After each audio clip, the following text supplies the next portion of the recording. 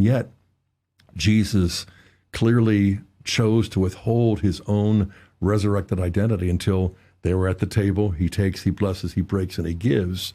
And so they tell the disciples, the 11, later on, he was made known to us in the breaking of the bread.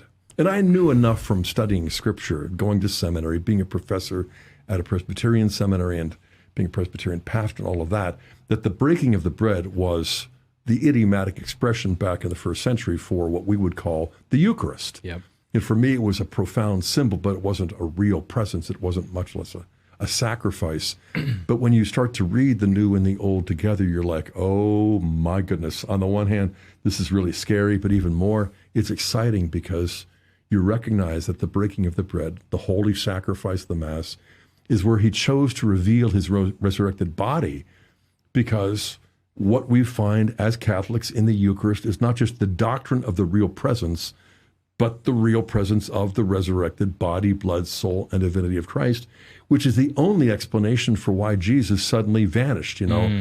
Once they recognize